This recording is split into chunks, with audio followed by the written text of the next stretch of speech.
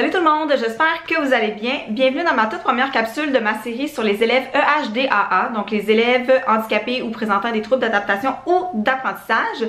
J'ai décidé d'en faire une série parce que j'ai reçu beaucoup de questions sur ce sujet-là, puis je me suis rendu compte que c'était quasi impossible, en fait très impossible, de faire une seule capsule de moins de 10 minutes pour vous résumer tout ce qu'il y a à dire à propos de cette clientèle-là d'élèves qu'on retrouve dans nos classes. Donc aujourd'hui, je fais la première capsule et je vais vous parler des différents moyens qu'on peut mettre en place pour travailler avec ces élèves-là en classe qui se divisent en 3 catégories différentes, soit la flexibilité, l'adaptation et la modification. J'ai décidé de commencer par ça parce que c'est la saison des plans d'intervention. Vous êtes sûrement là-dedans en ce moment si c'est pas déjà fait pour vos élèves en difficulté en fait.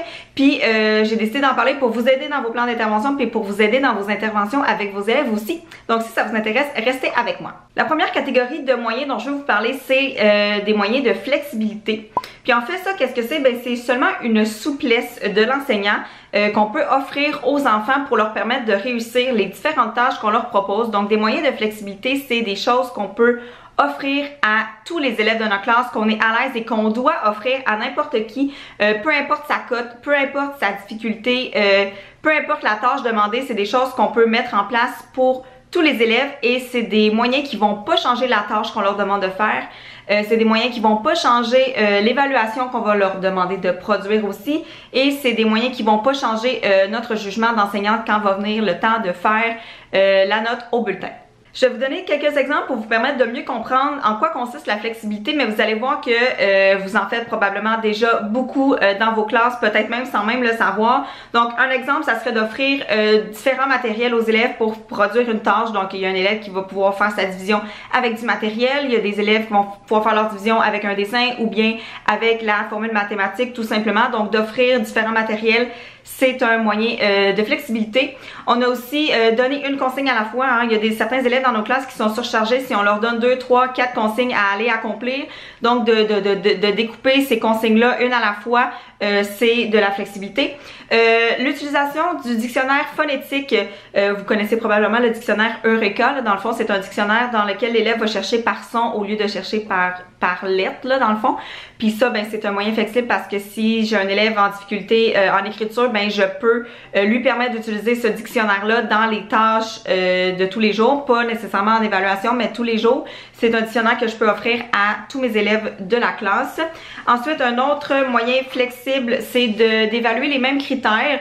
Donc, d'évaluer vraiment la même tâche chez l'enfant, mais de permettre de le faire de manière différente. Donc, soit de me l'écrire, soit de le faire à l'oral, de venir faire une entrevue, de remplir une grille, peu importe, tant que je peux avoir le résultat final. Mais peu importe la manière dont l'élève va le faire, ça, c'est un moyen flexible. Et dernier exemple, ça serait de, mettons, pas produire, mais donner un support aux élèves. Donc, mettons en mathématiques, je vais leur offrir le modèle pour se faire un plan dans une situation mathématique, ou bien je vais leur offrir le modèle pour prendre des notes pendant la lecture d'un roman, ou bien je vais leur offrir le modèle d'un plan pour faire une écriture par exemple. Donc ça, ce serait tous des moyens de flexibilité. Il y en a plein d'autres. Si vous voulez aller voir là, à la fin de la vidéo, je vais vous donner mes sources parce qu'évidemment que je sors pas tout ça de ma tête là, en ce samedi matin. J'ai pas fait une maîtrise sur le plan d'intervention ou tout ça, mais j'ai cherché quelques informations dans mes documents à moi puis dans Internet. Fait que je vais vous mettre ça dans la barre d'infos. Pour ce qui est maintenant des moyens d'adaptation, ça, ce sont des aménagements qu'on va mettre en place pour certains élèves dans notre classe pour leur permettre de réussir dans les tâches qu'on leur propose. On peut faire des tâches différentes pour ces élèves-là, mais qui sont du même niveau scolaire que les autres élèves de la classe. C'est quelque chose qui va pas changer l'évaluation, puis c'est quelque chose qui va pas changer non plus notre jugement, mais des moyens d'adaptation, c'est des moyens qu'on doit absolument inscrire dans un plan d'intervention, donc qui doit être écrit dans ce document-là pour que l'élève ait droit à du service ou bien à ses moyens d'adaptation finalement. Le premier exemple que je vais vous donner, c'est celui que vous connaissez probablement le plus, c'est celui de donner un tiers de temps de plus. Donc ces élèves-là ont le droit d'avoir un petit peu plus de temps pour compléter leurs tâches. Sinon, on peut diminuer le nombre de questions d'une tâche pour ces élèves-là sans changer le niveau de complexité. Donc on va pas diminuer le nombre de questions, mais en enlevant les plus difficiles par exemple. On va sélectionner différentes questions. On peut en enlever, mais il faut qu'au final, je puisse évaluer tous les critères que j'ai à évaluer. Je peux aussi, par exemple, permettre à un élève de faire la correction de seulement une partie partie de son texte. Si c'est un élève qui a de la difficulté en écriture, ben au lieu de faire la correction de son texte en entier, je vais lui dire de faire la correction juste de, mettons, du premier paragraphe pour lui alléger la tâche.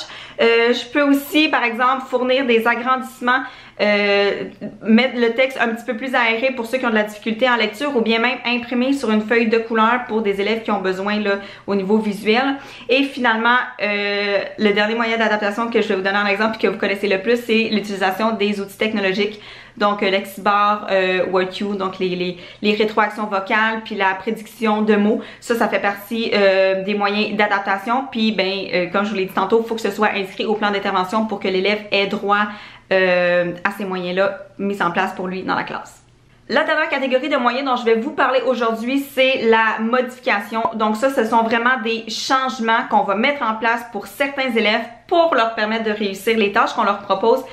Mais les moyens d'adaptation vont venir changer la tâche, vont venir changer l'évaluation et les critères d'évaluation, puis ça va venir altérer aussi notre jugement d'enseignant quand va venir le temps de faire le bulletin. Souvent, ces enfants-là ont des bulletins adaptés parce que c'est le genre d'élèves qui vont, par exemple, faire des mathématiques de 4e année alors qu'ils sont en 5e, ou qui vont faire du français de première alors qu'ils sont en 3e. Donc, c'est vraiment des élèves qui sont pas au même niveau scolaire que les autres dans la classe, et évidemment, ben, ces moyens d'adaptation-là doivent être absolument inscrits au plan d'intervention.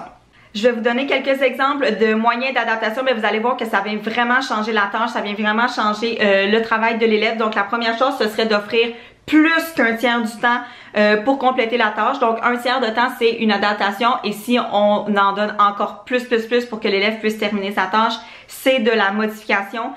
Si on vient souligner certains mots dans les consignes ou dans les textes pour mettre l'emphase sur ces mots-là pour les élèves, pour comme leur montrer que ça c'est important puis c'est vraiment ça qu'ils doivent faire, c'est de la modification.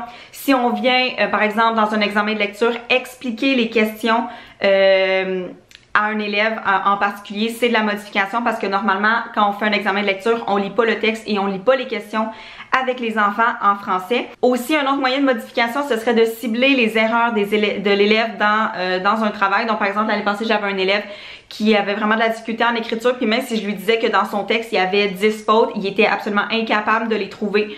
Donc moi, ce que je faisais, c'est que sur le bord de la ligne, je lui mettais des petits points. Donc dans cette ligne-là, tu as une erreur, dans cette ligne-là, tu as 2 erreurs. Puis ça peut même aller plus loin, ça peut même être carrément entourer le mot où il y a une erreur pour que l'élève puisse aller le corriger, parce que sinon il n'est pas capable de la repérer.